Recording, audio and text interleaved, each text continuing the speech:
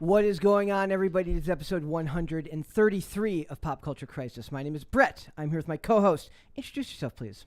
Assalamu alaikum, crisis actors. It's Mary. How you doing today? I'm doing great. That's excellent. We've got two guest hosts today. First, we have Andrew. What's going on, guys? first time being on, right? Indeed. So I'm the game developer here at Timcast. If you've been watching our series on Obi-Wan Kenobi, those reviews, you should check those out if you haven't, but you've seen me there. But this is my live debut, so excited to be here. Thank you so much. And we also have a special guest host today. Introduce yourself. Hello, everyone. Dane Font here, marketing man extraordinaire, and the patron saint of White Boy Summer. Yes, indeedy. Yes, indeedy, you are. Happy to be here with Andrew during his first time.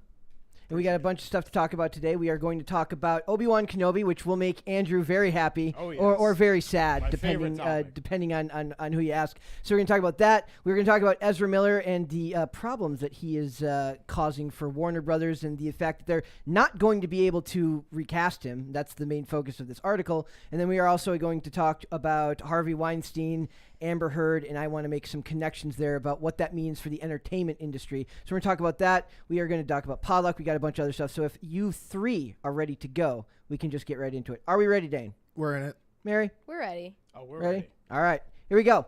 So it says, audience score plummets for Obi-Wan Kenobi after third episode debut. This didn't surprise me at all. I actually thought it would have happened sooner. And we have to be open and honest here. I am a casual... Thank you. I am a casual Star Wars fan at best. I've seen the originals, seen the prequels, suffered through the new trilogy. At best, I could say that, I feel bad for the people that love it, but have never considered myself a huge Star Wars fan. Mary had never actually seen anything Star Wars in her life. Nothing. Before seeing this. Dane, what about you? Thank you. What an angel. Yeah, I have seen Star Wars, yeah. But any particular affinity for it? If you had to choose between Star Wars and Star Trek, which one do you pick? I'd pick, watching grass grow. But I think he might. I'd pick Star Trek. I'd pick Star Trek. Okay. It's just the series has been going down. Well, Star Trek is almost in worse shape than Star Wars right now. But so we've got a varying level of perspectives here. But do you want to tell everyone, in the Obi-Wan Kenobi reviews that we've done, does it surprise you that this happened so early into the season? It doesn't surprise me, and or you think it should have happened earlier in the series? That part doesn't surprise me either, because the same thing happened when the new trilogy came out. Force Awakens had pretty good reviews all around, and then it seemed to plummet with each new movie afterwards. Yeah. So I went through the same thing where, I saw episode 7 and I was pretty not impressed by it. Yeah. That continued to happen as the new ones came out after it.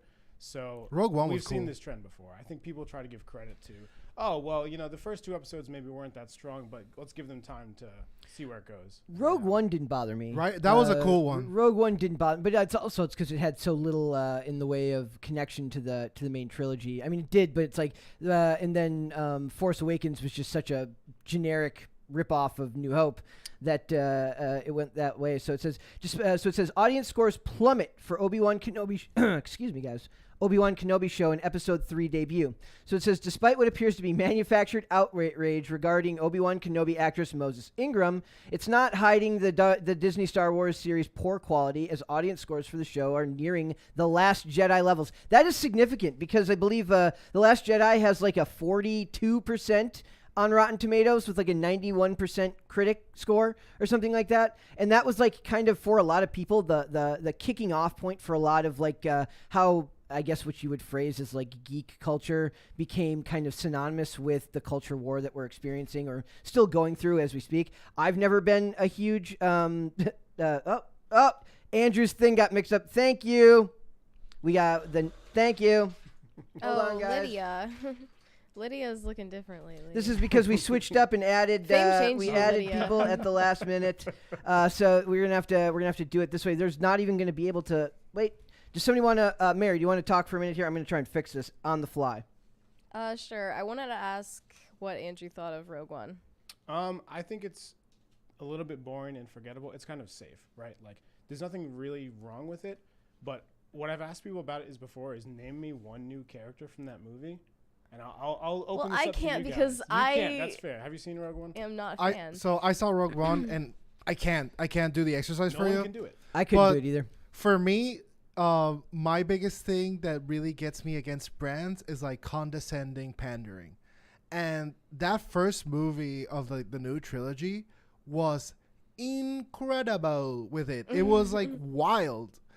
Like, I don't know, it just felt like Fast and Furious type like fan fiction and like pleasing the crowd. Well, there's nothing wrong with the Fast and the Furious. Let's be safe here. Let's be real here for a moment. I mean, All I'm saying is like, I'm alone in that. I no know. comment. This is like a very historic and famous lore. Like people love it because of like the special effects and how it revolutionized film. And now it's just, you know, a template to insert whatever like the values are for the day. I don't know. It's kind of embarrassing that a franchise like that let itself go. But I mean, hey, it's Disney, right? So in episode 3, is there anything in particular that comments good? We're gonna get back to super chats here in a little bit. We're not gonna interrupt right now. Okay. But is there anything in particular that you think really caused that problem for that episode? Like, that made episode 3 worse? I think people were really looking forward to this meeting between Obi-Wan and Darth Vader because they kind of hyped this up in the trailers, and in the second episode of the show, you see a brief shot of Darth Vader. And I don't think it delivered. I don't think it delivered at all. No, it seemed like they tried to do it with the music. They tried to do it with like in episode 3 with like him with the slow pace walking and the, I guess, what was that, force choking, and like all and it's supposed to make him seem more dangerous, but it just doesn't live up to the way it did in the earlier films. I also do want to address what they're talking about, the manufactured outrage with Moses Ingram, because the first thing that came to my mind when I actually sat and thought with it, I said, what about Carl Weathers? What about Billy D. Williams, like Lando? Like, people never had a problem before. They don't have a problem now. They just don't like that character. And the comments she got were not something you should, leave a comment to somebody saying. But I also just think it's weird to reach out and, send a message to a celebrity anyways. I think that's weird. So do you think this is one of those things where that's actually manufactured, or do you think that those are real comments and that they just ended up playing it up? I'm sure it's real. I'm sure it's a bit. Thank you. Like, there definitely are those people who do that, and you should not say stupid things like that. No, you shouldn't. But I think they like to use it as a way to cover up for the fact that her acting is not that great in the show. Not to say anything of her other work, but I mean, I think it's the writing, and I think it's the direction from Deborah Chow, who's the director of the show. I think if they had asked her to act with a little bit more intensity, or choose between either being kind of somber, and it's not somber, it's like she has very soft eyes, and I was like, if you're going to kind of play silent, like, she doesn't speak a ton. But when she does, like when she gives orders to the other members of the Inquisitors, like, that was weird to me that they even listened to her. Yeah. Like, so it didn't really fall in. The character seems very confused. She's supposed to have some kind of resolve in her voice and her movements that I found lacking. And, like, you didn't hear it in the voice.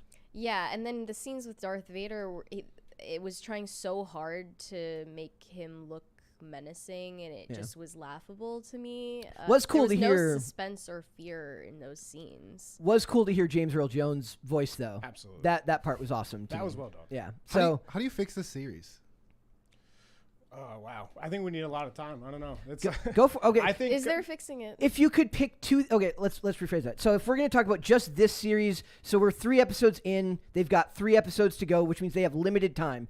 With that, set with that's 40, 80. That's like 120 minutes of actual screen footage. If we talk about 40 minutes an episode, maybe they go up to 50. So we've got like about 2.5 hours, right? How do you, if you could pick 2 or 3 things that they absolutely need more than anything to fix it, what would they be? So people are not going to like this. I don't think Obi-Wan and Darth Vader should fight again. I don't think they should have fought in the first place. I agree. I think what needs to happen is Obi-Wan needs to realize that he is not capable anymore of handling this fight, and that's what drives him to train Luke. And do you which think he already sort of knows is going to be the case? But I want to see that develop and play Do you think that would be a pretty common belief amongst the people? Like I said, if the series keeps plummeting and the audience score keeps getting lower and lower, I think a lot of it has more to do with the bait and switch with Leia and Luke, that it seems to be focused more on Obi-Wan and Leia than it is Obi-Wan and Luke.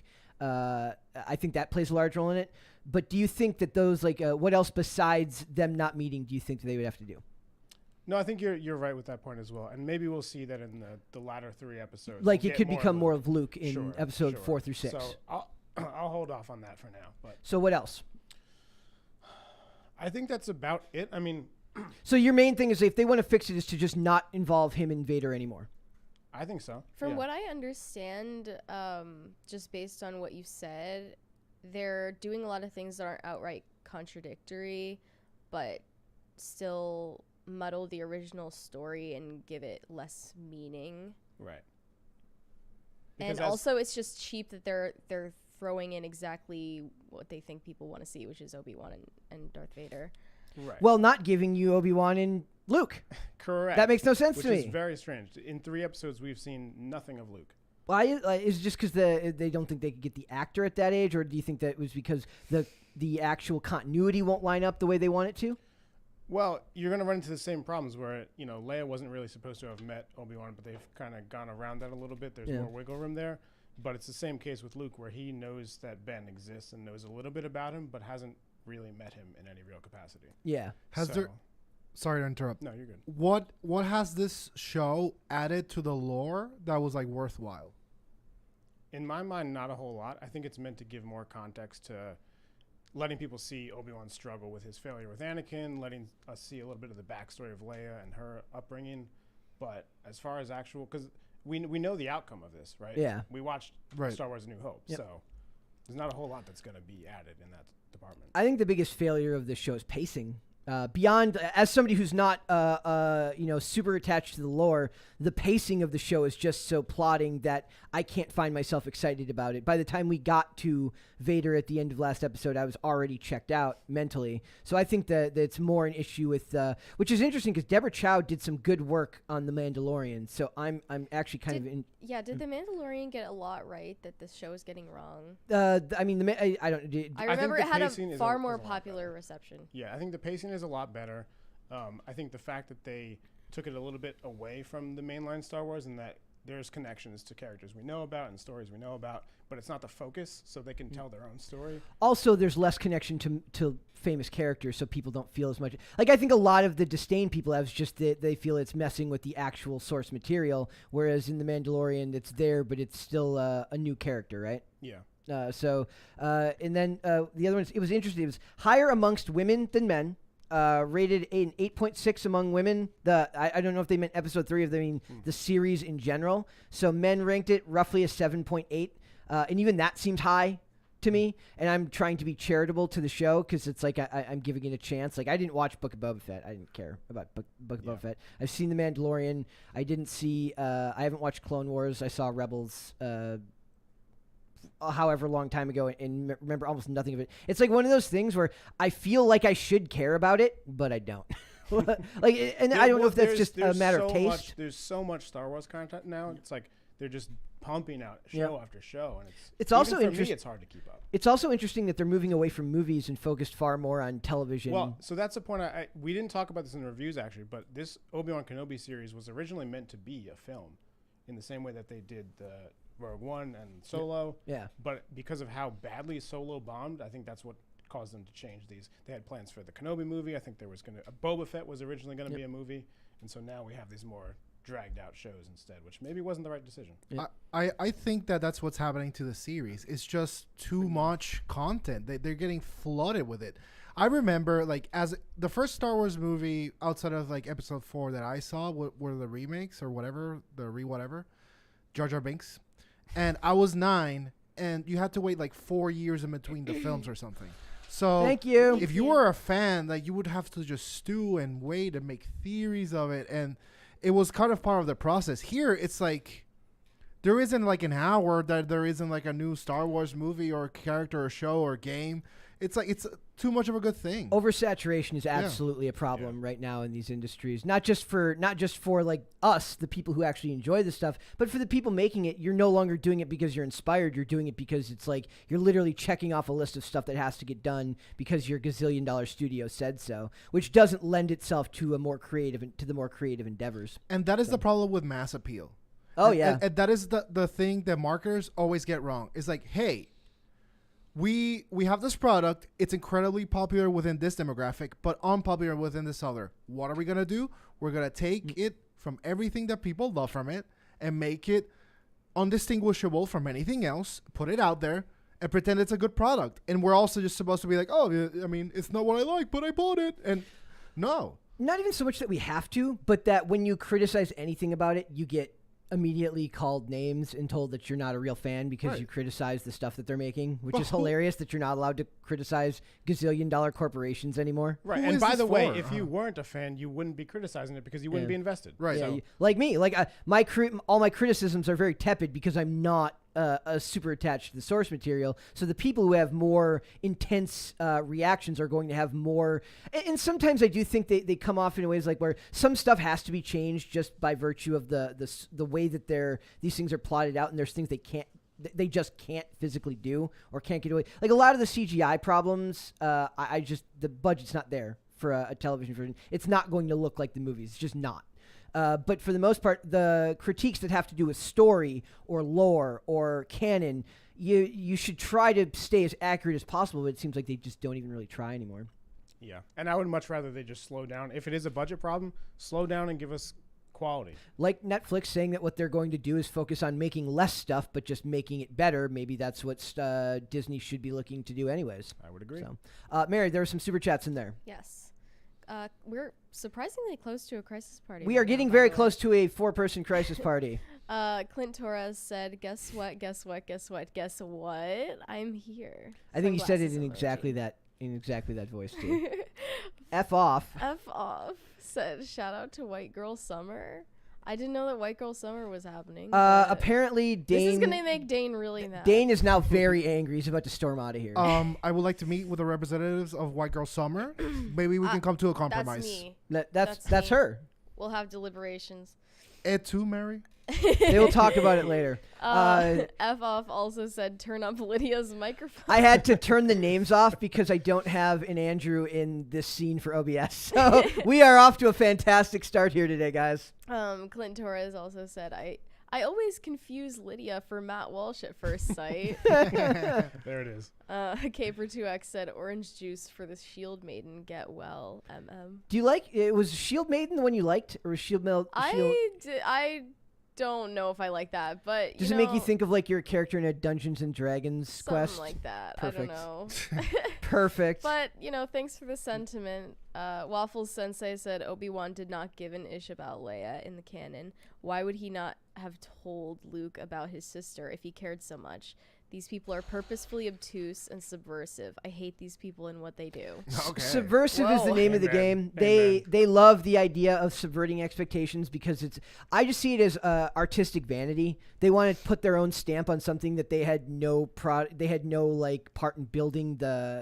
Star Wars being the juggernaut that it is not because of them. It's because of George Lucas and the people that helped him. And arguably, I'd say have you ever heard the people say the reason why the prequel trilogy is because was so disliked at first is because nobody told George no. Like, you need those people to tell the guy in charge no sometimes, so he knows when to rein it in. Like, it's those people that that helped him build the original trilogy and build it into what it is that built it up to be such an incredible thing. But now the people Thank you. I think it's Is good. that a crisis It will be party? very soon. It will be very soon. So it's like those people built it up, but then these people come in at the last minute and make it about them and making it about artistic and vanity, allowing them to change it for the sake of changing it, which is not what anybody wants. They think they know better than you. Right. That's a problem. And there was one more Yes. above Waffles. Martha said, "I feel like American entertainment is on life support. Nothing is exciting anymore. What are your thoughts that anime is surpassing the industry and why?" No way. It's basically like anime is surpassing American entertainment. Why do you think that's happening? I don't really know that is happening. but If you look at their sales numbers It for is- anime and manga, it absolutely is definitely increasing But in popularity. and it's that appeal, and I think they will eventually start ruining that. They will attempt to start trying to ruin How that. would that even be here. possible? It's so surface level. They will find a way to ruin it because that's what Hollywood does. Thankfully, I don't like anime, so I'm not invested in that. Never been my biggest. Like, I can watch. But my friend is really into anime, and she says that she watches it because it doesn't have messaging like that. Exactly. But that's because of where it's being made out of, right? It's because Japan does not deal with the same social issue, or is not struggling with the same social issues as a culture as we are here. And when they tell that, and when Japan gets told that they're doing something wrong, they just tell you to F off and do it anyways, which is what we should be learning to do here. Like every genre, there's some gems and there's some turds. And Give me an example of each. Okay, so Turds is like pretty much 90% of the catalog. So I don't know how to name them by name, but like really good ones like Full Metal Alchemist is a really good one. I personally like Death Note as well, and I think for mass appeal, like those two like really were really good for me. What the reason? I'll give you a reason specifically why I like those. Specifically, Full Metal Alchemist. I think it had in film, movie, books. It had like one of the most noble pursuits that I've ever heard from any protagonist. Not to give too many spoilers away, but it's like a band of alchemist soldiers, and essentially, the objective of the group of good guys is to court-martial themselves for crimes against humanity, for essentially like a genocide war that they got fooled into. So the whole show is about doing a political coup against like an evil dictator in order to get justice for the crimes they committed. Oh, There it is. delayed reaction. Yeah, Thank you. Brotherhood, bust a cap. Yep. There it is. At least my gun's working again today. It wasn't Yeah. working yesterday. Keep So- going. So that honestly, like, there's not really noble people like that in real life that I think that would take that kind of a move. So it's kind of incredible to see, I guess, that moral code somewhere. Thank you. You're welcome. But so that's a good example. And You're out. Oh no. Death Note is about like an interesting moral conundrum about like it's a kid that he gets the power, like he can write anyone's name down in a journal and write explicitly how they want them to. And if they don't write any details, like they die of a heart attack. So originally he uses it to murder criminals essentially. Mm-hmm. And it's the conundrum of, yeah, sure, you're murdering criminals, but Yeah. are you a good guy? And like he kind of loses his mind with it. So that's an example of a good one. Those are two, like, I think they're really solid ones. All right. There's a couple more there. Yes, Clint Torres made it rain with Yes. thunderstorm emojis. He did, and we had a crisis party already. Everybody And- got to experience one today. Caper2X said, "Shield Maiden because you stand your ground." That she All does. right, I'll take it. She's high in disagreeableness. That's what she is. Valerie's 26 said, "Pumping out the Star Wars content. They did that with the books before Disney bought it. I remember there were about 15 books per year." Were you a fan of the literature? I've read a few of them. I never really dove that deep into it. Wasn't, but there were a lot of books. yeah. Yeah. So, there was That's a little bit less like assaulting than all of these TV shows. It is, and it's not like it's with the shows and the movies. It's one studio pretty much that's doing it all. Like, I feel like Whereas maybe even- Star Wars is just not supposed to be in a format like a TV series. It should only be movies. I do think it works for The Mandalorian, but in general, I agree.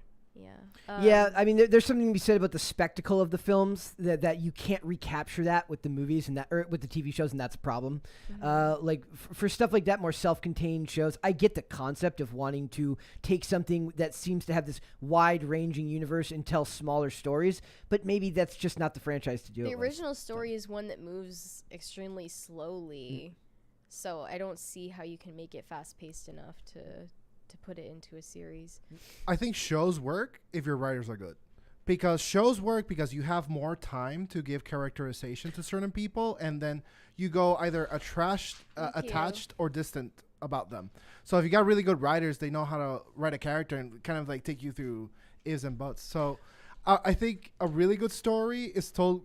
I think right now television is way better than movies. Like I can't even tell you the last time I was excited for a movie. I don't even know. I actually, in a way, I'm pushing back on that because I just don't like a lot of the TV that's coming out right now. Just doesn't really interest me. But I kind of attribute that to the fact that there's just too much, and that's what the next DDP 0727 says. There has not been a proportional increase in quality writers to accompany the increase in media output, and I've harped on that a million times. That there's just too much content coming out and not enough people talented at writing these types of projects. We've got people who can't write an email writing stories. That is a problem. Like, if you're not basically literate Like, how are you gonna write a story that's worth anything? That's what I've been thinking about.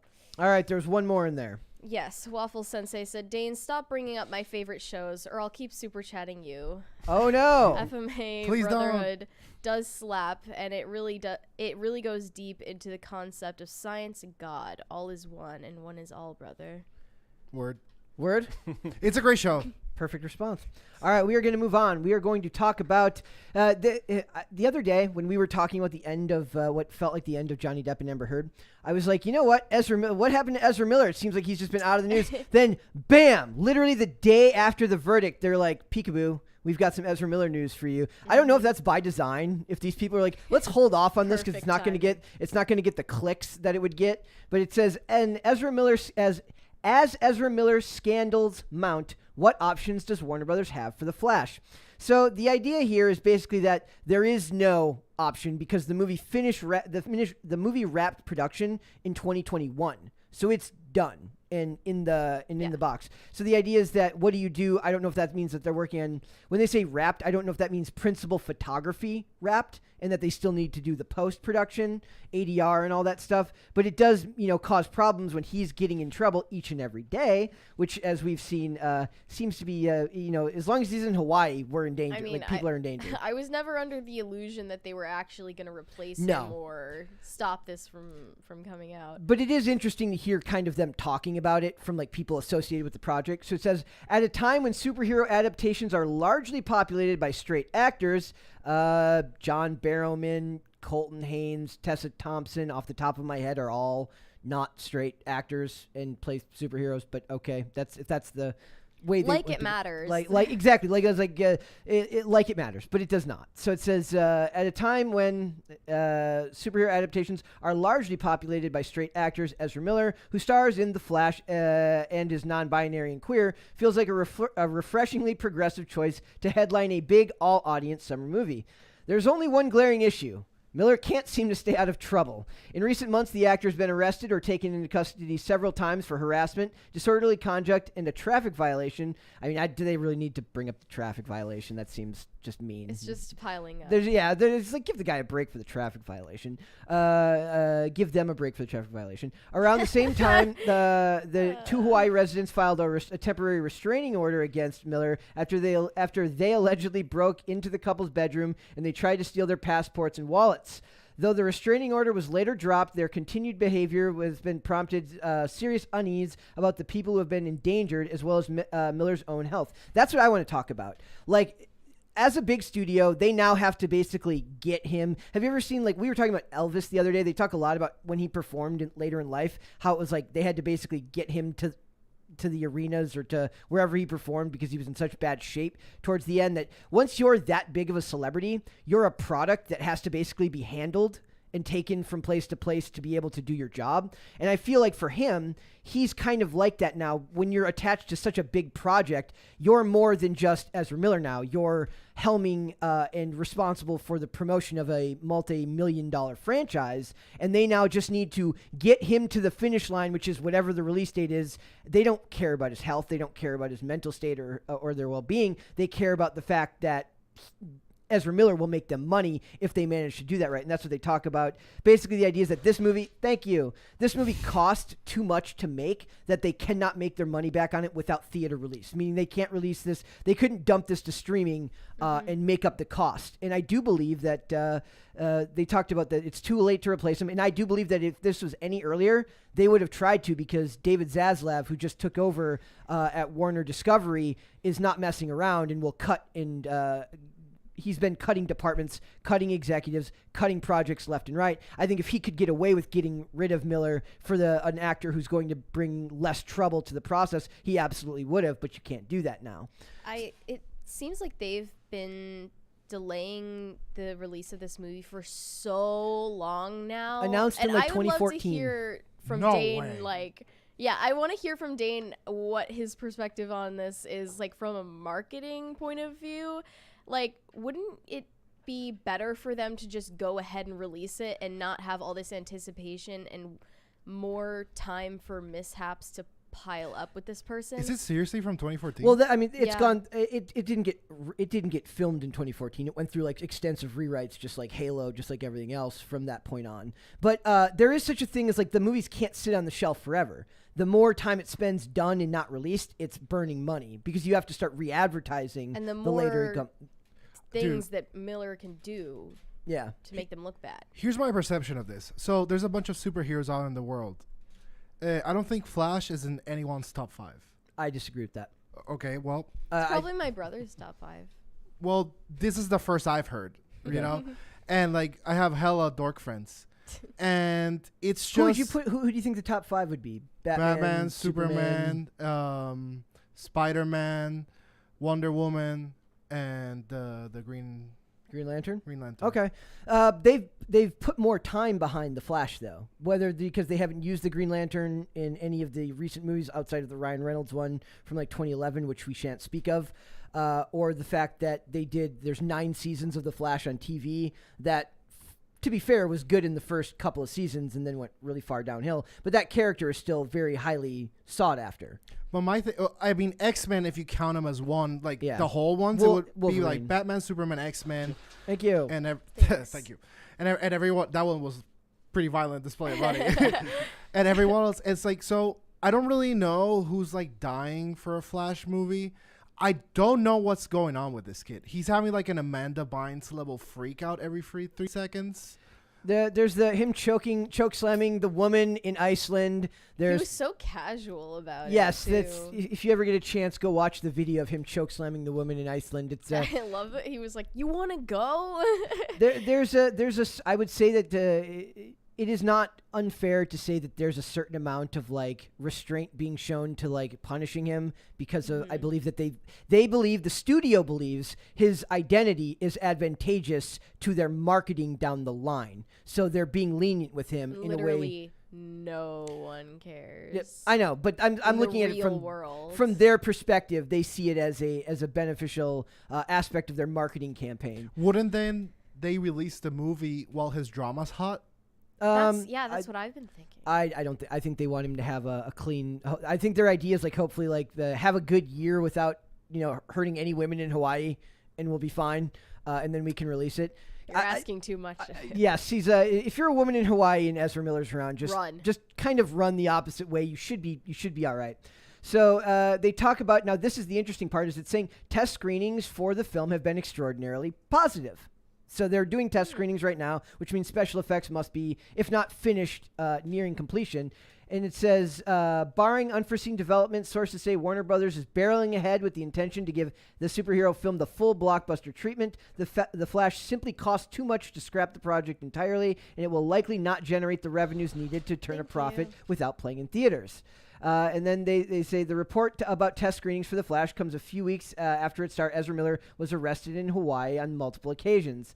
And they just talk about that according to the reports, the film has been extraordinarily well received. I want to pull back to like when they did the same thing when Batman vs. Superman was being produced, and they said that the Warner Brothers executives gave the movie a standing ovation.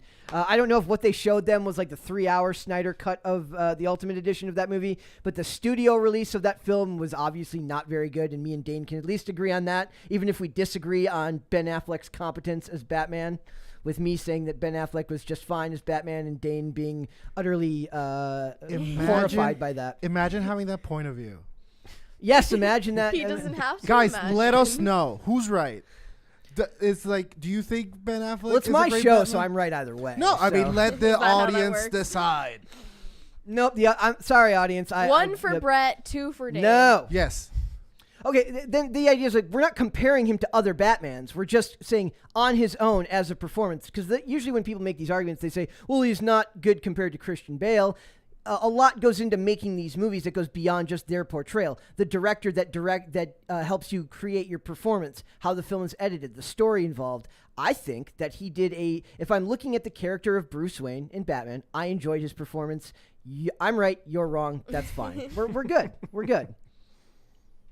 There were some super chats in there, but take Dane's face as a sign of Brett is right, and he agrees with me. He just doesn't want to say so. What do you say to that? I know. Caleb Sherd said, my top anime, My Hero Academia, One Piece, Naruto, Fairy Tail, Rising of a Shield Hero, Classroom of the Elite. There's no punctuation in this, whatever. Fate Zero, Dragon Ball. That time I got reincarnated as a slime overlord, Demon Slayer, Dr. Stone. Perfect. Naruto's good. I need some commas in there because I'm not familiar with these titles, but Naruto's good. Like truly, it's like a timepiece. Thank you. About like generations of people that you get to meet, and you get to see them like fall in love, have kids, and send their like children to war. It's pretty brutal, honestly. You just, it's interesting because that just is storytelling you're not going to see in our films now. Right, and that's what shows can do. Yep. Okay, there's some more. Well, this isn't a super chat, but someone said, bruh, people still like DC. I'm asking the same thing about Marvel, so... Yep. Yeah. Do I like the films? No, Trash. but I was a fan of Peacemaker. I was a very big fan of James Gunn's rendition of the Suicide Squad. If anybody has not seen that and you want to wash out the taste of the awful David Ayer version, that, to be fair, was not ruined by him, but was ruined by the studio, just like all the other movies from the Walter Hamada era. Go and watch the Suicide Squad 2021 on HBO Max if you have it.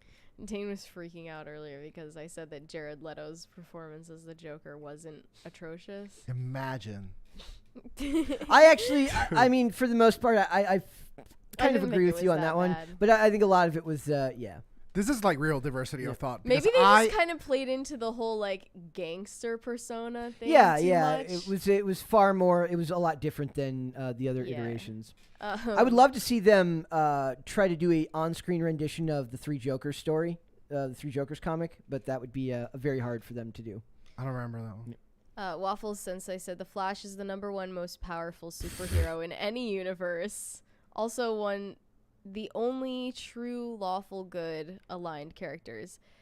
Miller is the opposite of all of this. He's kind of right. It is really interesting given what He's how chaotic, Barry neutral. Allen is as a person, and then the character, and then not just the character of Barry Allen, but the character of the Flash, the way it's portrayed. Ezra Miller is entirely the opposite. That's why I think you like Ben Affleck, because he is like a superstar, good-looking millionaire that's kind of somber, and you're like, oh, just like Batman.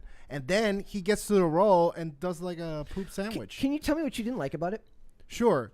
I think the thing about Batman is he is both incredibly capable of doing everything, yet nothing goes his way. Like, he's a guy that overly prepares, overly gets ready, Thank you. overly like does like incredible feats, and yet like he can't hold on to love because like everything he touches dies. Like he doesn't have what he wants, and he's constantly like split between his like two personalities. And They didn't have the time to explore those stories. It was never a solo movie. It was a bunch of stories about the Justice League and him and Superman. I know, they but- weren't able to flesh that out in there. That's not to his performance. But that's what. Well, my thing to his performance is like there's no distinction between Bruce Wayne and Batman. Like he's always just the both of them. I think Robert Pattinson is a bigger infringement on that idea than Ben Affleck is. Robert Pattinson and as Bruce Wayne is no different than his Batman. I've yet to see it, but like I want to see it. I like the at least the film noir angle more, and also like Ben Affleck had to compete with other people in his movies, so that may be unfair. I still think you're wrong, but that's the beauty of what we're doing here. We are allowed to disagree with one another, and it's okay. Caper2X said Ezra needs a 72-hour psych hold and evaluation. For real? Like, I'm surprised that hasn't happened already. I mean, it might have. We don't know the extent of this as it happened. So like, haha, but really, you know? Yeah. Flash is my Waffle Sensei said Flash is my favorite Dave. This is why we are arch enemies. Shots fired. I mean, right you like there. waffles more This than is getting pancakes, heavy. so who cares about your opinion? You know? Waffles are objectively better than pancakes. I'm sorry. Oh my god. French toast. You'll never be able to take that back. French I'm toast. not going to. Good. Waffles? No, French toast is better than both of them. number one. Mm-hmm. It's French Absolutely. toast, then waffles, then my God. pancakes. Exactly. That's just the objective truth. Whatever. Caleb Sherd said, The Flash has always been my favorite superhero since I was 7. I've always wanted a Flash movie. There you go. See, you got proven wrong. See, I'm surprised by this. I again. feel like I haven't heard Right. anything about the Flash in. That's what I'm saying. Like two decades. anecdotal people on the internet. Yeah. I mean, I'm not at all involved in superhero stuff, but Well, never just the heard fact that of they're Flash. making it seems to be evidence to the contrary, my friend. I mean, his name is Waffle Sensei. Waffles is the man. He's the man. Okay, there's one more there. Yeah, Caper2X said, "Make mine Marvel, Mary." I don't understand. I can't tell if she's making if they're making a reference to make mine a milkshake, which is a controversial incident in the comic book industry with Heather Antos, but that's I'm not sure if that's what that was. So basically, the idea here is why the release of Ezra Miller's The Flash is the heart of the DC future for Warner Brothers for the DCEU slate. And I just don't think they need to do that. I think what they need to do is focus on Aquaman, because Jason Momoa is a proven commodity. Get Emilia Clarke in there to play Mera, or hire Johnny Depp and make it super meta and have Captain Jack Sparrow show up in the movie. It's so obvious. They're both on water. We need to do it. We need to do that. So I just I don't know if he's going to be able to keep himself out of trouble long enough to do that. But these articles are kind of just industry people talking about his past actions in the emergency meeting. So it's not like he's Ezra's in trouble again right now. I just wonder, like, what is his daily life like? What Ezra is Miller? he doing? Why is he still in Hawaii? Well, we don't know if he still is in Hawaii. None of it makes sense. So Is there an opinion that any of this is fake? Or like, it's no, like viral marketing? I don't think his is fake. I don't think so either, because it's like he's like If you a watch little the too arrest crazy. footage, it's real. It's all real. Yeah, he seems like really like Yep. out there. Well, we'll have to see. It is working though, because I'm morbidly curious to see it now, to see just how different Barry Allen is to Ezra Yeah, Miller. that's why I'm saying people want to watch Aquaman 2 to see, and they shouldn't have cut Amber Heard's part, because people want to see her play someone. Well, they didn't cut her pleasant. because of that. They cut her because they're saying that she just didn't have it with Yeah, Momoa. but So. I feel like it is undeniably related to the trial. Well, I mean, who was it? Was it Walter Hamada who said that was a studio decision, and that was done in the first one? Like that, they noticed it in the first one. They had to edit around their lack of chemistry. So in the second one, they just cut some of the scenes because they just didn't think she could pull those scenes off with him. I mean, that doesn't really make sense for cutting her action scene at the end, which is what they were saying, that she had like a big action scene towards the end of the new one, and that got cut in favor of keeping her in like a hospital or something. I could be misremembering that, but we'll see how that goes when that one comes out. So, all right. So I wanted to talk about Harvey Weinstein was recently back in court, and I thought this was a very interesting thing to discuss because of the Amber Heard trial just coming to an end, and all the articles that were coming out talking about Amber Heard and what they think of as equality and fairness because of her past as a victim of domestic abuse, her past as an actual abuser, and now what this says about Harvey Weinstein and how he led off the entire movement that kind of made her article possible, right? Her article came out at the height of Me Too, which was instigated by... Well, I thought the height of Me Too was in 2017. I Right. mean, I would have thought of 2018 as more the... I could be wrong about that. Am I wrong? I thought it was sort of more in the Then- aftermath of it. Then either way, it's a product of that movement. Her writing that article, her coming out for domestic violence and stuff like Right. that. It's I perceived it as like late to the bandwagon. okay. So it says a New York appeals court has upheld Harvey Weinstein's conviction on rape and sexual assault. Oh, I did it again. That video's R gonna word get R and word. S-A. R word and assault, rejecting arguments that the trial judge effectively rigged the outcome in favor of the prosecution. In a unanimous ruling issued on Thursday, a 5-judge appellate panel found that the judge did not make errors that would warrant overturning the conviction for the 23-year sentence. We reject the defendant's arguments and affirm the conviction in all respects, wrote Judge Angela Mazzarelli on behalf of the court. Alvin Bragg, who was sworn in as Manhattan DA in January, issued a statement thanking the survivors in the case for their remarkable courage and candor.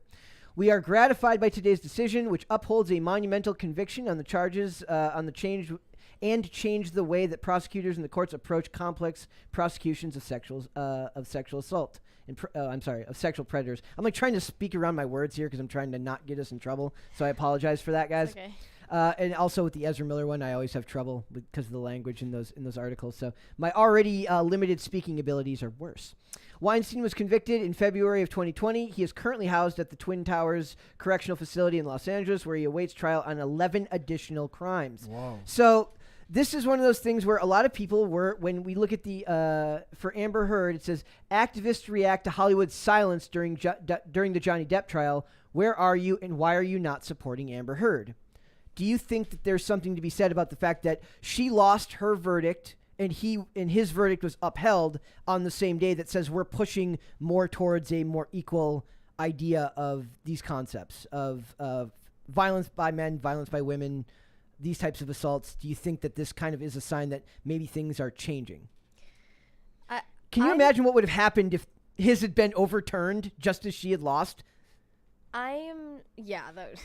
People would have melted down. It would have been insane. I am so confused why they're talking about Hollywood's silence on Amber Heard when this is the most irrelevant to the original issue you could get. It's just because it's the thing in the news right now that you're wondering, why aren't you, sending out some tweet that people are going to forget in 5 minutes about Amber Heard when it has nothing to do with Me Too or abuse. It is something to be said about what can catch fire. I mean, Me Too started on Twitter, right, as a hashtag. So it's like any of these ideas. I mean, even the concept of justice, the hashtag justice for Johnny Depp, reaching 15 billion impressions online is insane. So these movements can have their own momentum and their own velocity. But I mean, there were people co-opting that even from the very beginning. And that's to be frowned upon. But like, I am so disturbed by the compelled speech thing. Like saying like you have to speak why up. aren't you speaking on this? It's just like we were talking about the other day where who was that? Like some actress was getting like hate for not speaking on one of these recent shootings. Candace Cameron Bure, or Bure, whatever I pronounce it. The girl from Full House. She's in all the Hallmark movies. They were mad because she did not speak on the shooting at the school. Because oh my god, dude! The compelled speech thing is the first thing that gets me about it. That's terrifying to me. The idea that you're not allowed to just not like something. You have to talk about it. You can't. You have to either like what they like, dislike what they dislike, and not only that, you have to be vocal about it, otherwise you're the bad guy. For the case that you're talking about, did she have some relevance to that? Or no. is it She's just from like that area. Every famous person is compelled to make a statement about I believe everything she's from that happens. Texas. That's So literally that's it? That's That's it. it? Like that's well. Beyonce's from Texas. Well, she what? probably said something. Did she? Like I doubt it. I mean, this goes back to. Thank you. This goes back to the idea of like black squares on Instagram. Like you're no longer allowed to just not have an opinion. You have to both have the right opinion, which they consequently always seem to have 100%. That's an inside joke. It's like it's funny how these people who always want you to believe what they believe don't realize that they actually think that they're right 100% of the time, which nobody in the history of the world has ever been right. I'm pretty close. I'd say Mary and Dane might think that they've been right 100% of the time in their lives, but that's 98%. Yeah, it's up there. Yeah. Mary, you think you've been right? Maybe 98.5. So do you think we can get away from this by just not being on Twitter, perhaps? I mean, in Hollywood, you're kind of gonna get confronted with this over and over. Yeah. I just think it's a distraction from the actual issue. What do you think the actual issue should be in the discussion? Well, I can't exactly get into it on YouTube, but like Me Too was obviously derailed and focused on things that it originally was not supposed to be focused on, and now we're talking about like, why don't you have a hot take on Amber Heard? Like, It's so far off base, it's not even funny. And then, I mean, the compelled speech thing is just one aspect of it. And having a hot take on Harvey Weinstein would be insane because everyone knows the dude is a creep and a really bad person. But my favorite is like whenever Oprah says something that's annoying, I just want to show people pictures of her and Harvey Weinstein like being really, really chummy together. You know who's also chummy with him? Who? Take a wild guess. Meryl Streep. Perfect. No. Okay. All I'm saying. Jason Noted. Jason Priestley apparently punched him in the face at a party back in the day. Oh my gosh. Who did? Jason Priestley. Who is he? You ever seen? Never mind. It's a deep cut. Nobody's gonna know what I'm talking about. I saw this tweet that showed Marilyn Manson just standing near Amber Heard at one point. Yep. And he was just looking as Marilyn Manson looks, which is like kind of disturbed. And they're like, see, he knew the whole time that she was a monster. That Marilyn Manson knew that Amber Heard was a monster. Now I want to see a picture of him standing next to Harvey Weinstein and Amber Heard at the same time. And then it was also the other side where these articles were saying like Johnny Depp is buddies with Marilyn Manson, which means that that was when I pointed out. I was like, talk about guilt by association. Dude. This is what I've learned. No one saw the trial. No one cared to look into it. Everyone just saw the articles that align with their point of view, and they're sticking to it. Yep. And the internet goes on. No, see, I don't know. Day. I don't know if I agree. I think one of the reasons that the anti-Amber Heard sentiment that a lot of people felt that way is because you were actually allowed to watch it live. It's not like Maxwell or something like that where the trial's not televised. You were actually now. Granted, it was an absolute circus. It was a dog and pony show the whole time. But they were, and Depp's defense was obviously far better. Depp's team was far better at their job than Heard's team was. But people made up their mind organically, and those people end up making the memes that end up swaying the rest of the public that didn't watch it, right? But I do think that there was more organic support there at the base level than just people picking a side. I mean, I was gonna say, think about any other court case that's had that level of memes come out of it. Yeah, there isn't one. Not that I can think. Can you imagine what would have happened if, like, how morbid it would have been if, like, the OJ trial was going on now? That would be messed up. It would be a disaster zone of, like, the worst parts of the internet trying to make people laugh, saying really vile stuff. It would have been funny to see memes about if the glove don't fit. Yeah, I was gonna say, like, even that statement, like, rings today that everyone, even, like, I guarantee you there's people who have heard that have no clue what it's in reference to. Like, even if it wasn't a meme, it's still, like, mimetic energy. Yeah. It controls people's opinions about things. That's they say, like, Dave Chappelle was as successful as he was because he was memes before memes existed. Like, before people knew how to make memes, they just shouted Chappelle quotes back and forth to each other. Mm-hmm. Charlie Murphy. Yes, all that. So this is one of those things where I was kind of fascinated because I was worried that if they had overturned Harvey Weinstein, society would have melted down again. I mean, was there any chance of No, I don't think so. I don't think so. This guy, Dunzo. Have you seen what he looks like now? He's like in like a wheelchair, and he looks like he's on his last leg. That spiritual decay setting in. He is definitely paying for his crimes. No, that is all obviously fake to gather sympathy after his. Obviously, you don't think he has walking troubles at all? No, I don't. Or at least like a really bad case of syphilis that is like. No, I don't. That's what I'm saying. Like, he's faking it. Like, he doesn't have. But he physically looks unwell in, like, the photos. He has for the longest, like, that's just his face and his body. But, like, this guy doesn't. He's like, oh, I'm just an old man. He's trying to pull a Cosby and be like, I'm just an old man. Get me out of here. Like, also, if you see pictures of him when he's in better shape, and then look at an actor named Dominic Lombardozzi, that's who's going to end up playing him when they make the really bad movie about his crimes. That's what they need to do. So I just where do you think the conversation goes from here then? Does Harvey Weinstein enter into the conversation and say, look, justice was upheld here, and other people believe that justice was upheld with the Heard verdict? Because what was the headline the other day? It's like they both defamed each other because the articles are like softening it and saying like that it's not that he won, it's that they both won. I mean, one person won on pretty much every count. Yep. So a little difference. I don't even feel good comparing these two cases. Like, they seem. They're not at all. I'm very comparing them different. because Me Too came out of his actions and having his case connected or going up for appeal at the same time that her article was being taken to court here just rang like it's all part of the same Hollywood cesspool that has caused so much, as Mary would say, moral decay, right? Like and that's going on. So I just thought it interesting that they happened at the same time, I guess. I mean, the nerve of this man to like even go for an appeal, like just like stay quiet and be a troll in your cave. Just go live in your prison cage. For real. Okay. Super chats. I think there was at least a couple there. Yeah. F off said grape and a salt. That's what we need. It's like I needed to pause so I didn't sound the same to the robots. Great job. It's like when you're saying alt-right Yahtzee rather than the other word. If you're trying to yes. And then Caper2X said chicken soup / baking fund contribution for Mary. Do you make chicken soup? I mean, they're saying that because I sound horrible right now.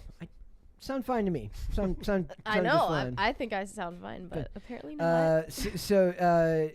I'm gonna take that $2 and maybe we go buy some soup for her after Okay. this. I'm not making it from scratch. Sorry, I don't have time for that. Panera? Noodles and Company? Which would you prefer? Super chat if you think that Panera is a good first date spot. I love that this conversation is still ongoing. Yes, it will go on It forever. dominated a I hope whole so. show. We did Oh, almost so. an entire episode talking about Panera and whether so it's a first stupid. date spot, and it's literally going to live on forever. It's one of those things where like 5 years from now, none of us are going to be working together. I'm just going to send you guys Noodles pictures and of Panera and Noodles and Company. Okay, so these aren't super chats, but I'm gonna read them anyway. 'Kay. Christopher Poole says 461 till the party. And Grandmaster Keyline Pancake says Brett is the Meryl Streep of the Timcast cinematic universe.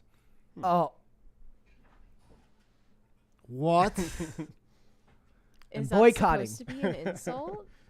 I mean, you tell me. Dane, I don't understand your hate for Meryl Streep. She's just- Attica, I'm done. We're done. We need to do this again. Okay, so she is America's most overrated anything. Anything? Like literally anything. At least you didn't say it was Tom Hanks. Most That's good. Most overrated woman, most overrated Whoa. actress, most overrated like pile of cells performing functions. Meryl Streep is just Meryl Streep in every role. It was kind of my issue with Johnny Depp as well. Like every movie Johnny Depp is like, I'm handsome and women want to sleep with me. Oh my god! And Meryl Streep is like, I have personality. And it's like, get lost. Could be worse. Could be Susan Sarandon. Susan Sarandon is a golden. It was a flying joke. It was a god joke. next to It was a Meryl joke. Streep. Smoke show even? I'd have to Google her. I mean, she's pretty old now. Now I feel bad. Brett is ageist. I am very ageist. So, all right, we are going to move on. We're going to do Podluck here. We are going to talk about a meme campaign that I didn't even know was going on that apparently everyone knew was going on I but didn't me. either.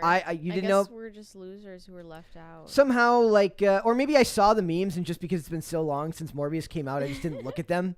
Like, I was like, why are these still showing up here? So it says Morbius returning to theaters following social media meme campaign. It says Sony's Morbius movie is returning to theaters. Comicbook.com can confirm. New showtimes for the film will begin on June 3rd, so today.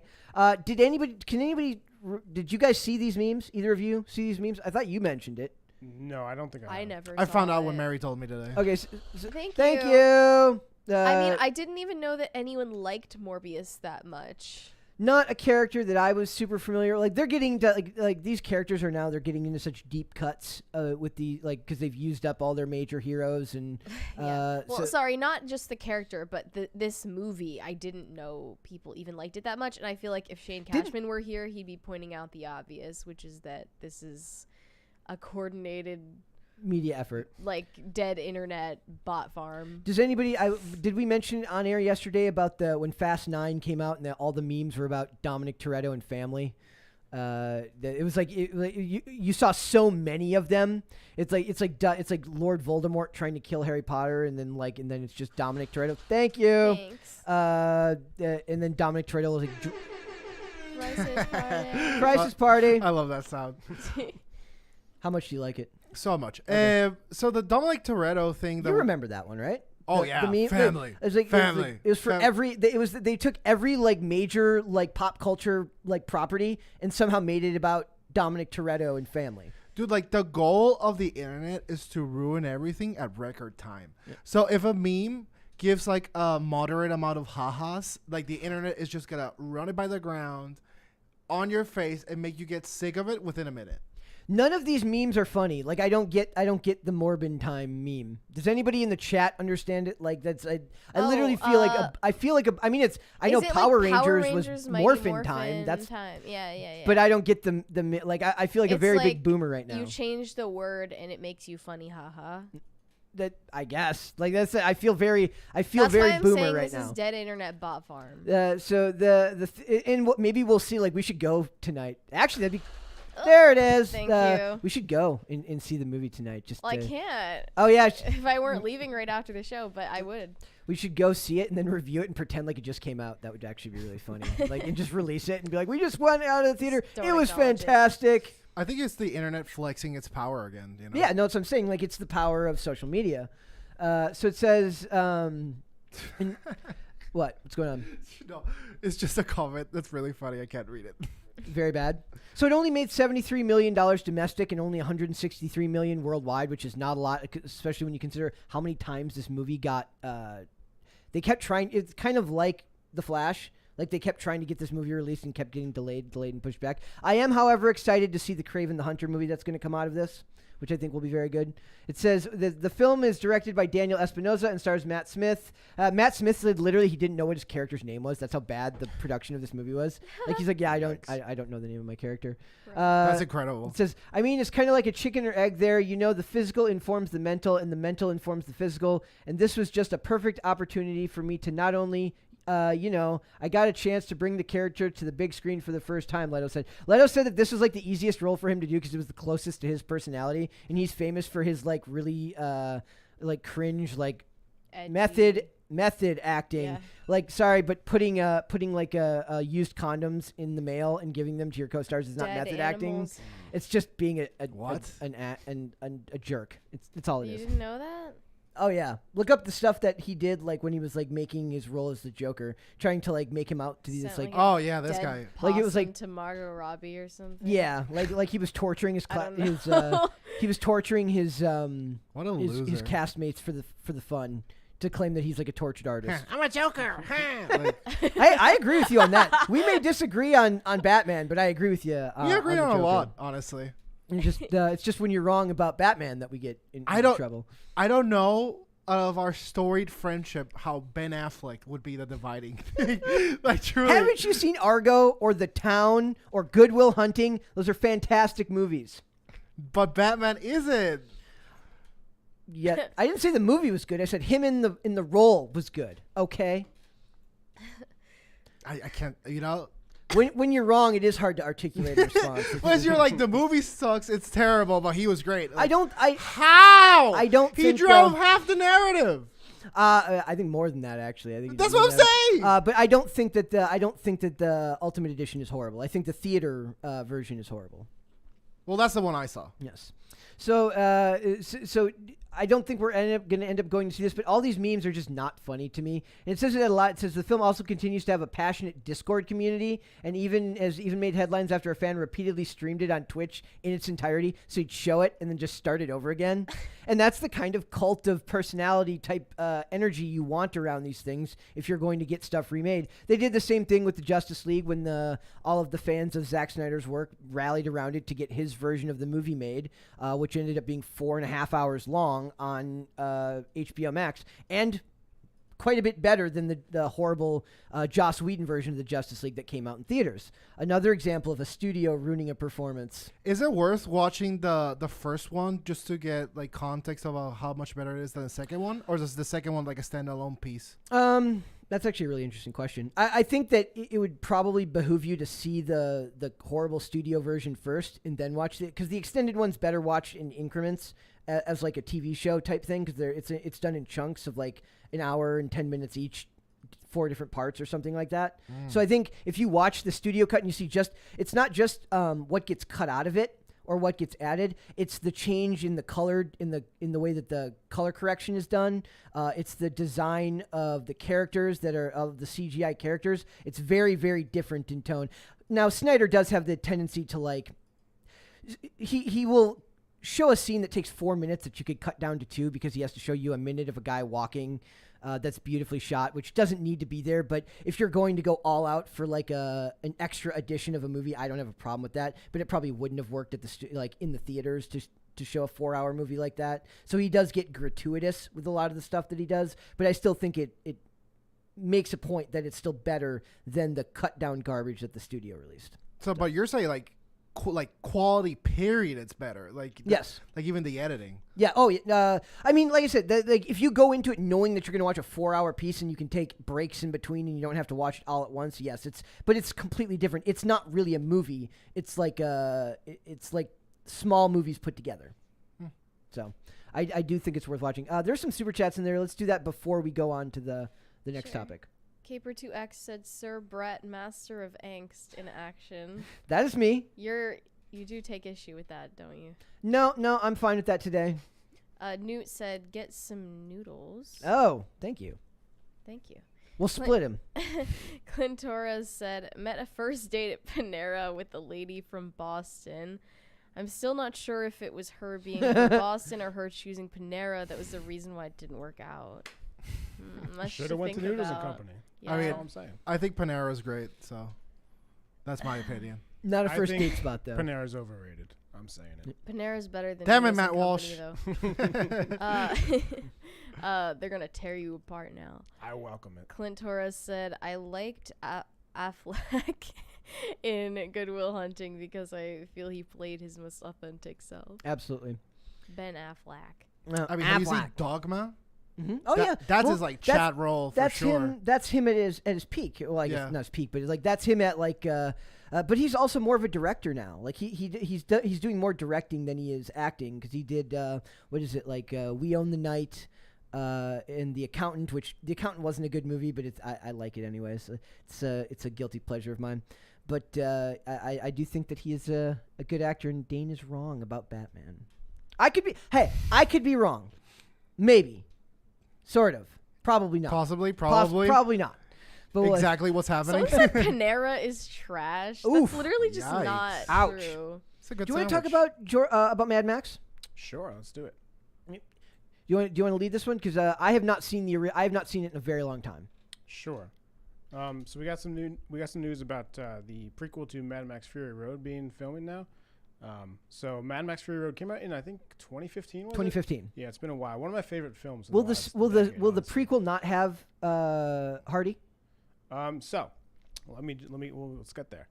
The highly anticipated Furiosa, a spin-off from Mad Max Fury Road, has started filming. Chris Hemsworth, one of the film's stars, shared a post via social media saying, "A new journey in the Mad Max saga begins." Anya Taylor-Joy stars alongside him, so she's playing. That's good. Imperial Anya Taylor-Joy is Furiosa. fantastic. It seems like she's in everything. Lately. She's a very which I'm she's kind of going through like her own version of like what Emily Blunt did in like 2015 when she was started getting a lot of roles all at once. So yeah, Anya I Taylor-Joy's feel great. like Anya Taylor-Joy and Margot Robbie are literally in everything. Yeah, Margot Robbie is like I was looking at I think it was pictures of Marilyn Monroe and I was like Margot Robbie is literally the quintessential like every beautiful Hollywood blonde woman. Does that make sense? Like she is the cutout of what you expect like a beautiful woman in Hollywood to look like.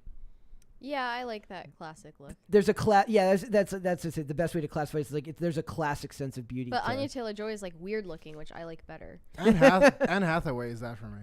Oh yeah, Anne Hathaway. What did you think about her as Catwoman? Like 6 out of 10. Never mind, I guess. 6. Yeah, I don't know. I don't know if it's the role she was made out for. I That think was not the best of those movies. to be anyways. Catwoman, you gotta be like a little sassy. Yeah, she wasn't very. She's kind of like frigid and standoffish in a weird way. Yeah. All right, keep going. So Miller calls the sequel a saga, which will unspool over a 15-year period. The Mad Max Fury Road takes place over 3 days, so it's a very different feel for a movie. It seems Yep. that we're gonna get.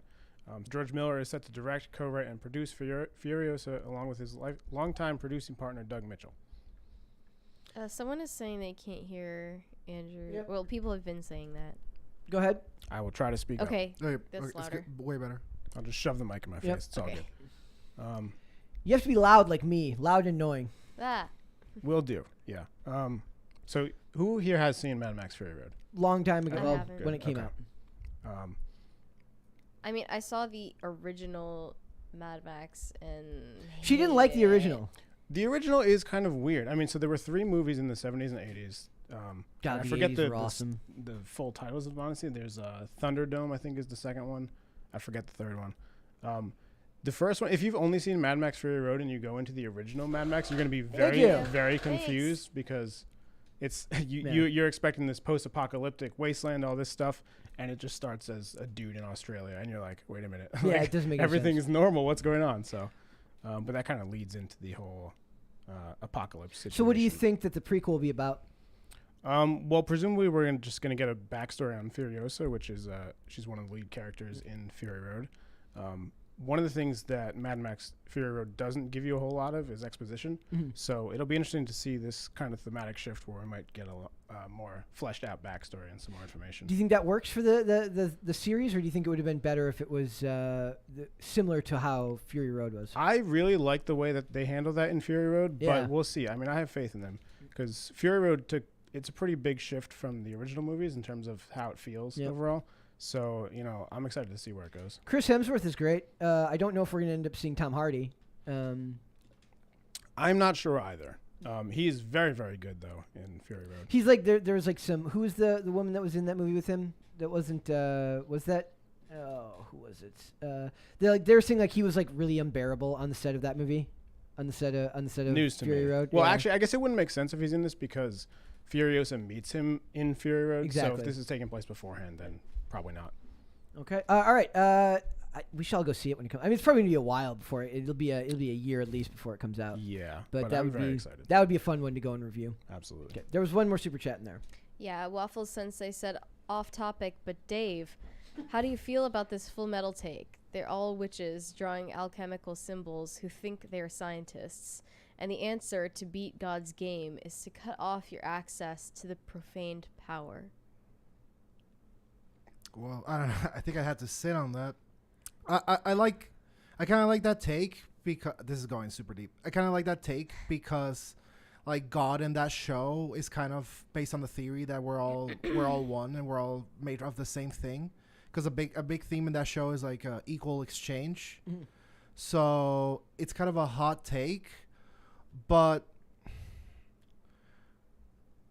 the different people had access.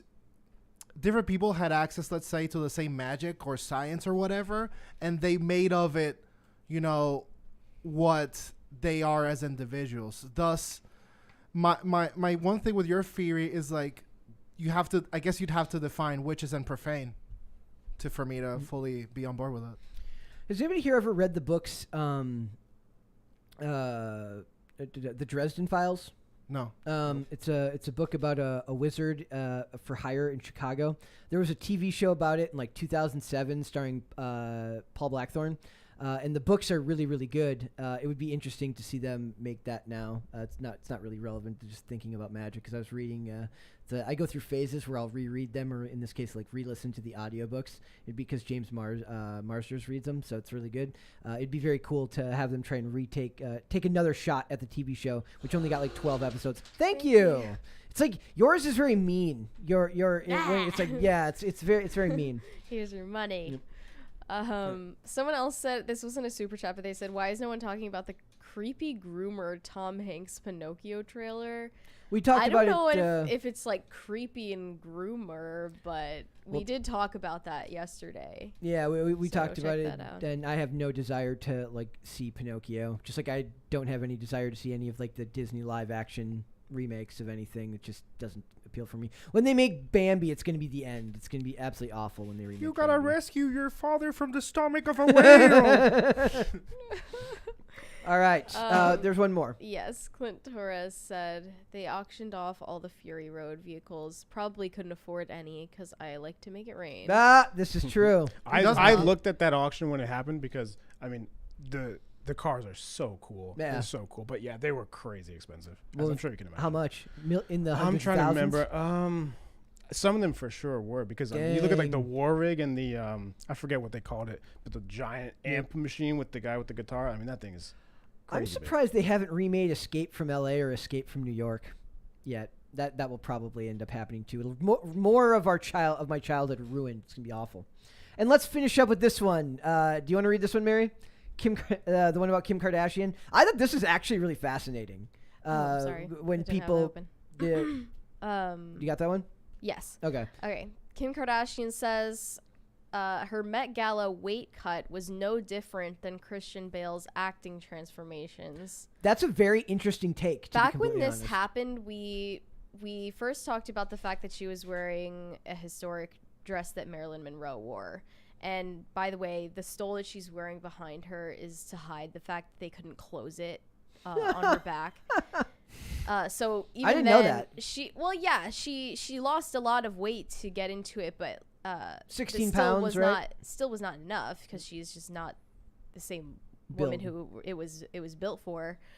And then later we talked about how she was getting backlash online for like promoting disordered eating or something. Which it wasn't that. Which all she said was that she like did a lot of cardio and like ate chicken and vegetables and stuff. Like super really normal. basic stuff. If anything, you could get mad because she's had so much surgically altered about her body that she won't admit to. Yep. That's dishonest. Yep. But anyway, she said, to me it was like, okay, Christian Bale can do it for a movie role and that's acceptable. Even Renee Zellweger gained weight for a role. It's all the same to me. Yeah, it's often lauded in acting circles. But she's not an actress. But I'm still saying, but to her, this is for a specific event. I don't. Sure. I don't think it's. I mean, it's different. It's She very should have never different, been but- in that dress because it's literally a historical artifact. And But they it's- damaged it. But it's still the same concept of like she has to do it for a specific event. In Christian Bale's reference, it's to a movie that he's going to do. For her, she's like, I have to do this in time so that I can go to this gala. I mean, boxers and MMA fighters cut weight or make weight for different bouts, right? So it's not like that. It's any less it's any different, especially given that what she did to lose the weight wasn't at all, from what I saw, unhealthy. It was just she worked really hard and changed her diet. Maybe if she went out there and told everyone to get like liposuction, Take a bunch of amphetamines and get some liposuction if you need to make maybe make if weight. maybe she did that stuff and she just won't tell people about it because she knows that would actually be harmful. But Oh, I don't doubt that the one, like so many, like whenever the celebrities come back and they're like, and they were back at, the movie star was back at work a month later after having a kid at the same weight they were when they, before they got pregnant. I'm like, I'm sure they did that totally naturally. Right. 110%. in an interview with the New York Times, the reality star said of the choice to cut weight, oh, I said that quote, but she said, I wasn't saying, hey, everyone, why don't you go lose this weight in a short period of time? She said, defending the decision, and added, she didn't do anything unhealthy. Oh, another thing that she credited was like submerging herself in like a single person sauna, it was sort of like a cylinder that you like submerge yourself in. Oh, to like sweat the weight out? Yeah, she like lost a ton of water weight before the event too by doing that. Bring back the Atkins diet. 16 pounds in 3 weeks is not that crazy. Like, No, it's a not. little on the fast It's a end, but lot. that's seems pretty normal to me. Especially if you're not planning to keep it off. If it literally is supposed to be temporary and it's not like it's not like she was looking for a quick way out to maintain that weight. She needed to do it by a specific date and then she can go back to her normal weight after. And I'm sure she has the best dietitians and the best chefs making the She's healthiest not eating food. Beyond Meat, that's for sure. Well, did we ever end up covering that the other day where she's like, I did eat it. We didn't, did we? I don't. So there was a video of her where she proves that no, we did. Because No, we were we talking did. about, Yeah. we're like, she had a like spit bucket. thinks that like her chewing it on camera is proof that she ate it, as if there wasn't someone specifically assigned that day to hold a spit bucket for like 17 hours every time she needed to like Imagine that person who has to be there and be Kim Kardashian's Beyond Meat spit bucket. That's disgusting. Probably get $50 paid an pretty hour. well, yeah. $50 an hour. It better be. It probably wasn't though. It probably wasn't $50 an hour. But yeah, I mean, when I wrote about this originally, my problem with this wasn't that she lost weight or how she did it. It was simply that she was wearing the dress of a woman who was just better than her in every possible way. And was naturally beautiful, whereas she's surgically and digitally altered. Scathing. Tell me how you really feel, though, please. You don't want that, do you, Dave?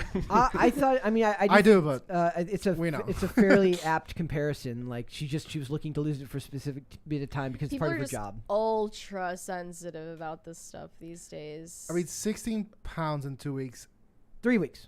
Okay, well, still seems like a lot. But, like, I mean, she lost a lot of it in the sauna, so it's waterway. She's just going to drink whatever and get it all back. Yeah.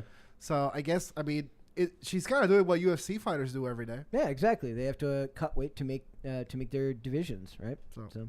All right, guys, that was a lot of fun. Thank you. Do you want to? You don't have social media, but you do. Do you want to give them an update on the game?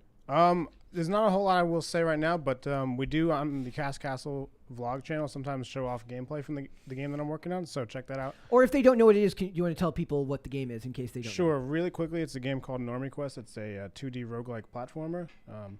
We're going to have a lot more information on that in the near future, I think. But right now, I'll leave it at that. All right. And if you're back on, I'm going to ask you that intermittently whenever we're here. So if people want an update, they can get one. Sounds good. Dane, where can they find you? Dane Fawn at Twitter. By the way, I've played Norm Request, and it's a hoot of fun. Like me and Dane are a killer team. Yeah. I just want to say that. Like usually I come down from the show and I sit in Andrew's desk. It's like, what you got to show me? You know, so it's a lot of fun. I've played it too. I'm just really, really bad at it. You beat me that one time. Oh, yeah, that one time. No, 2 times. One time. It was 2 times. One time. We'll dispute One this. time? 2, 1? It was definitely 2. 1.5. It We was got two. It was we two. got a couple of super chats at the end we there. did. Thank you. Thank you. Hava Owen said, as a pro MMA fighter, cutting weight is not fun. Ugh, I can't imagine. I would never be able to do that. It's pretty base. We got a pro MMA fighter here. Yep. Yeah, or he's just lying. Oh, why no. do we always think people are lying? Nathan Koss said the spit bucket holder definitely got minimum wage, but the consolation prize was he got to take the bucket home after. And You that- could definitely sell that on eBay. Oh For yeah. sure. Hey, they were selling the bracelets from the Johnny Depp trial are going on eBay for like $850. Dude. Wild. We should have. What if we'd gotten one? We could be making some money right now. They were probably like thrown away on the ground too, outside of the courtroom. So I bet you could have gotten one and just made a huge profit right now. Would have been freaking great. All right, Mary, where can they find you on social media? You can find me on Instagram and WeChat at Closer Kitty. Whenever I post articles on timcast.com, I promote them there. Perfect. Guys, you can follow me on Instagram at Brett Dasovic for the show, Monday through Friday, 3 p.m. Eastern Standard Time. That is 12 p.m. Pacific. Have it with a Cali burrito on lunch. Watch the show with us, please. It's a lot of fun. We are also on, Spotify, Amazon Music, Apple Podcasts, and Pandora. If you would prefer to listen rather than to watch all of this ridiculousness as it happens. We are on social media as well. We are on Twitter at popculture_show. We are on Facebook and TikTok at Pop Culture Crisis. And we are on Instagram at Pop Culture Crisis Pod. And we have one more super chat from Hava Owens before we go. It says, I promise I have fights online. Laughing. He used the laughing while crying face. He did not use the crying emoji, which Mary would That's so constitute boomer. as making him a boomer. So that is everything for this week, guys. We will be back with another episode on Monday. We'll see you then, guys. Bye. Peace out. Bye.